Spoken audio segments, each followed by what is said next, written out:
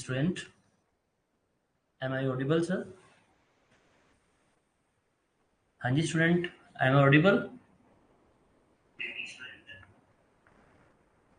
Okay.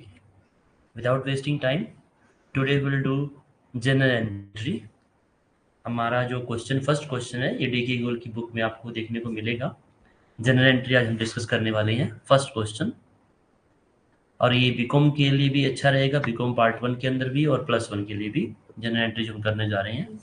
हाँ जी, देखिए आप, फर्स्ट क्वेश्चन है Siyaram and son started business with cash. First of all हम इसका फॉर्मेट तैयार करते हैं। हाँ जी, जस्ट 1 मिनट।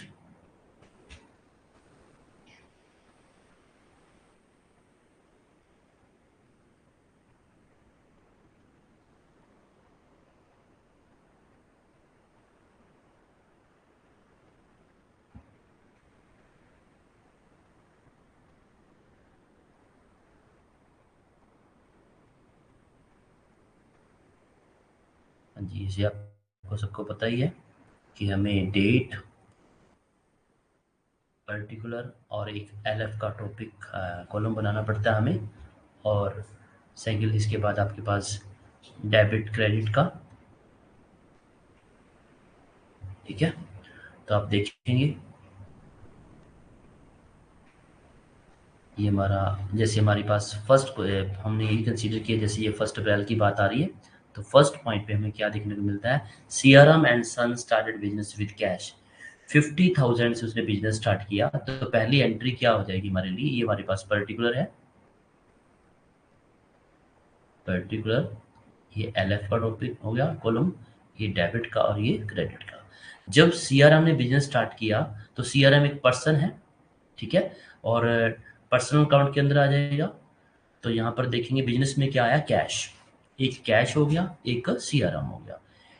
बिजनेस में कैश आया तो कैश किस अकाउंट से संबंधित है, रियल से, एसेट्स हो गया। तो डेबिट वट कम्स इन, ठीक है।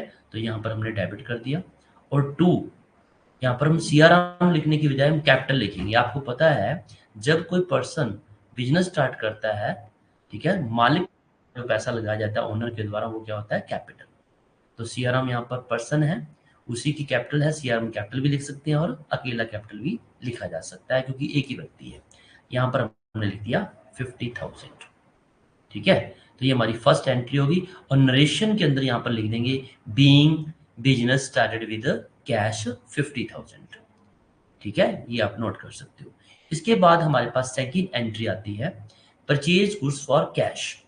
गुड्स परचेज की जाती है तो आपको पता है परचेज जो है एक नॉमिनल अकाउंट की तरफ जाता है।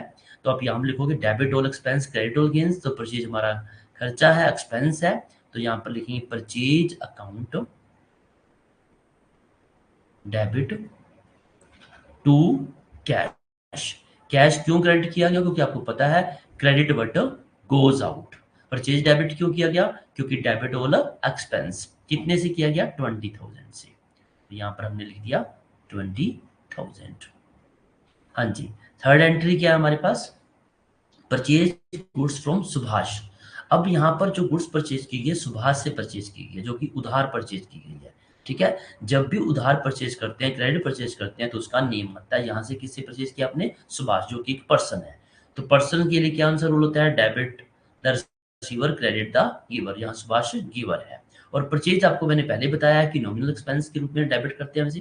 तो यहाँ पर लिखेंगे परचेजेस अकाउंट डेबिट कितने से, 12,000 से। ये 12,000 डेबिट हो गया।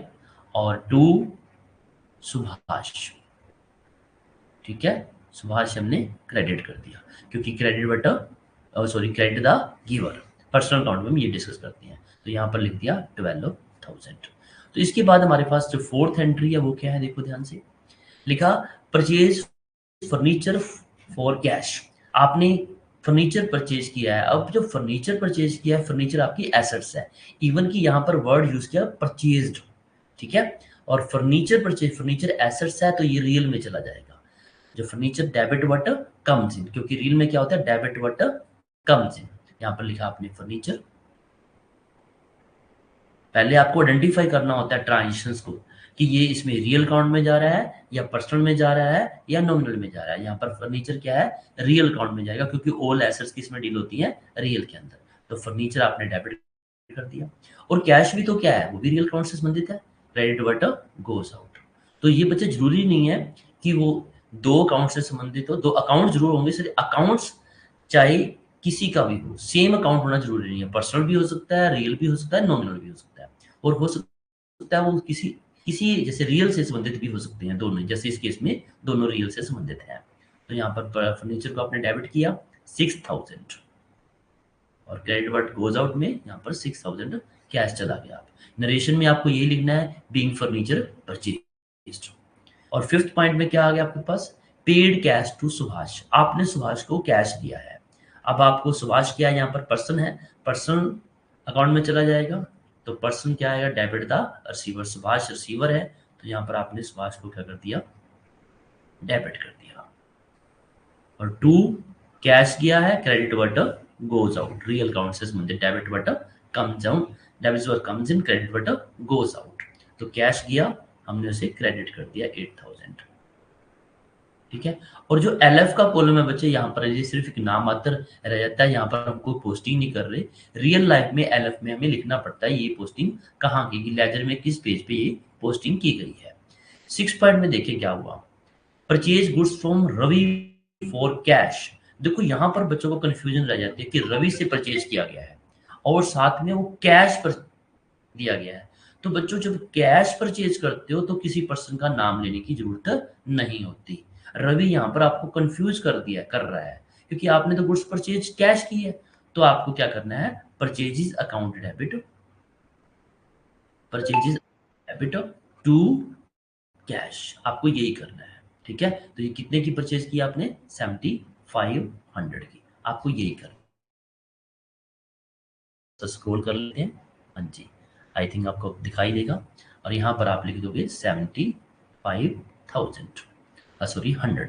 इसके बाद नेक्स्ट पॉइंट आपके पास आता है जो सेवंथ एंट्री है। सेवंथ में क्या होगा, परचेज गुड्स फ्रॉम रवि, और यहाँ पर फॉर कैश नहीं लिखा गया, इट मीन्स आपने यहाँ पर इसे उधार परचेज किया, क्रेडिट परचेज किया गया है। तो रवि क्या है, गिवर है। पर्सनल अकाउंट में यही होता है ना, debit the receiver, credit the giver. Giver कौन है, रवि है, तो रवि हम क्रेडिट कर देंगे और परचेजेस आप डेबिट कर दोगे। गुड्स के लिए हम परचेजेस वर्ड यूज करते आ रहे हैं पहले भी, purchases account debit to Ravi. ठीक है। तो ये कितना हो गया आपके पास, 5000, 5000 यहाँ पर आप लिख रहे हो। हाँ जी। नेक्स्ट पॉइंट आप देखोगे क्या है, बोट मशीनरी फॉर कैश। आपने मशीनरी परचेज की है, बोट मशीनरी फॉर कैश, आपने 8000 की मशीनरी परचेज की है। तो क्या करोगे, मशीनरी डेबिट हो गया क्योंकि आपको पता है रियल अकाउंट में आता है debit word comes in, credit word goes out. Machinery आप डेबिट कर दोगे, डेबिट वर्ड कम्स इन, और क्रेडिट वर्ड गोज आउट, क्या कैश गया आपके पास, तो आप क्या लिखोगे, टू कैश। ये कितना हो गया, 8000। तो यहाँ पर आप, सॉरी यहाँ पर 8000 लिख दें और यहाँ पर कैश में भी आप 8000 लिख देंगे। हाँ जी। नेक्स्ट इसके बाद देखेंगे आप, हमारी लास्ट एंट्री है वो है पेड रेंट।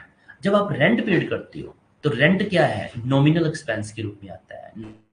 नॉमिनल अकाउंट क्या कहता है, डेबिट ऑल एक्सपेंस। तो मैं इसकी यहाँ पर एंट्री कर देता हूँ, rent debit, rent account debit और टू कैश।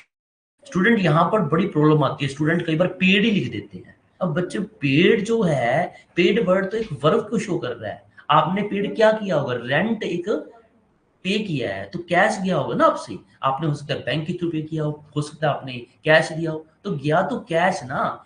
पेड कोई टर्म नहीं है, पेड तो वर्ब है। ठीक है ना। आप ये लिख सकते थे paid, paid rent by bank, ऐसे भी हो सकता था। और बाय कैश लिखने की जरूरत नहीं रह जाती। तो यहाँ पर आपने लिखा rent account debit to cash 400, आप ये लिख दोगे।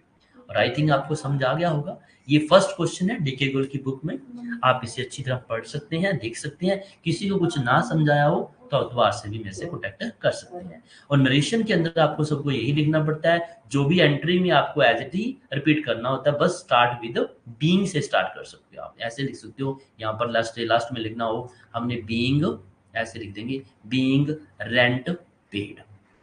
ठीक है ना, ये हम ऐसे ब्रैकेट में लिख देंगे, बस ये बीइंग से स्टार्ट कर देना आपको, ठीक है। तो ये हमारा फर्स्ट क्वेश्चन था।